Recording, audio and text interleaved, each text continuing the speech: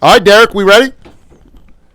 Good. All right, I'm Rob here with Perry House, and we are so excited to be with none other than local musician here in Pittsburgh, the legend Brad Yoder.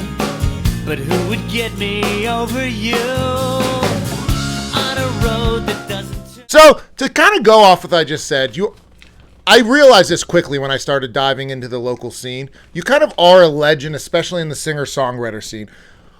You've been in it for a long time, from what I hear. What does the local Pittsburgh music singer-songwriter scene really mean to you?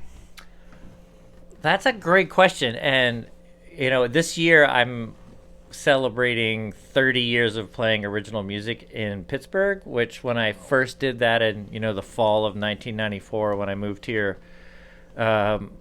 that was a pretty weird niche. Like, there were a lot of gigs where you'd play covers for a happy hour in a bar, and people, wanted to hear the songs they know from the radio and stuff. So, and I think this time right now is maybe as exciting and vibrant as any time I can remember, especially around original songwriting. There's just lots of great young songwriters. I'm sure some of them are playing tonight, actually. Oh, yeah, for sure. And also just a increased culture of people who are interested in the craft of songwriting, talking with each other, writing together, sharing ideas, bouncing new songs off each other. So for me, as somebody who's done it for that long, to get to this place and see the music culture be as strong as I think it's been in my time in this town is exciting, and it also keeps me inspired because I love the fact that I can still write a new song and I'm excited about it and I want to get out and play it just like somebody half my age. And I can write I've written songs with friends who are, well, one in particular who's younger than other songs of mine. Like I play songs that are older than them. So I love that. But yeah,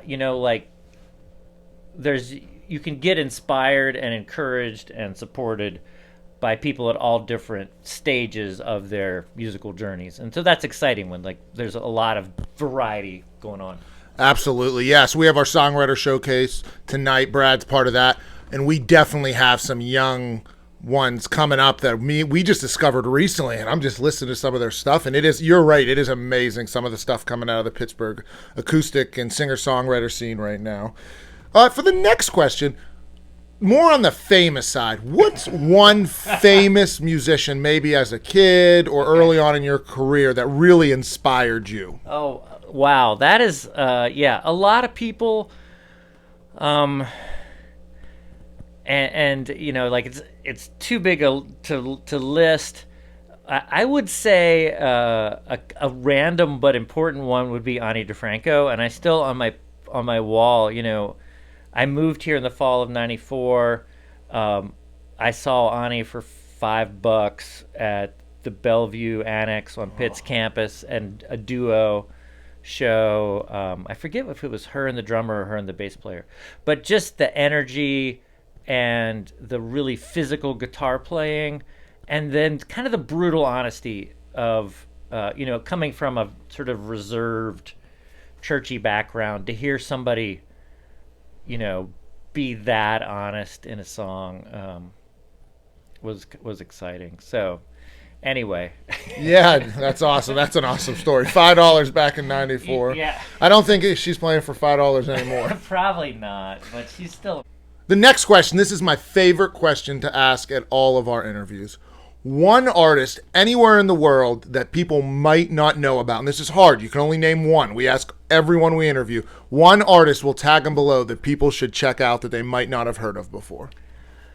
Okay, that is hard because Just one. I know so many crazy good songwriters. But I'm going to go with Elise Levy because she just played at my house last night and crushed it. You can find her on Instagram for sure. And yeah, so she just played a set at my house. Elise Levy, she's in Lafayette, Louisiana now, but has lived a bunch of places. All right, and we'll make sure to definitely tag her below. Check her out, give her a like, listen to her stuff. All right, and we'll end with this question. What's next for Brad Yoder. What's next? What's down the horizon? Okay, so I have an unreleased album that I'm gonna finally get out into the world in the next couple months. I hope to record some more music, and I continue to write, so I'm grateful that I still have new songs that I like. One fun piece of news is that a friend of mine, Bill Danilo from Acrasia, organized Project Yoder. I realize I've been looking at this microphone and not at the camera. All good. No Okay. They do all this. All right. So, and Project Yoder is like a bunch of people recording covers of my songs. Oh, that's awesome. Some of which are just live person plus acoustic guitar. Some of which are pretty in big arrangements and everything in between. And at this point, over 30 songs of mine have been recorded. So that'll probably, when this album comes out around the same time, and it'll just be like a Bandcamp thing. But that's very gratifying and very sweet to have friends take the time to learn, and because I've got some weird songs, so to figure them out and play them is so that'll be a thing that people can check out. Absolutely. I remember the first time I ever caught your music. I was looking up concerts on MySpace. Yeah. MySpace. That would have been probably like 2005, Yeah. 2004. There was a time when that was. That was the place where you found all the concerts. You had Yeah. to go through the listings. But anyway, thank you so much for being with Hey, us. my We're so pleasure. glad to have you, and we can't wait to hear you here in a few Excited hours. to play. All right, thank you so much. Son, you could get me over her, but who would get me over you?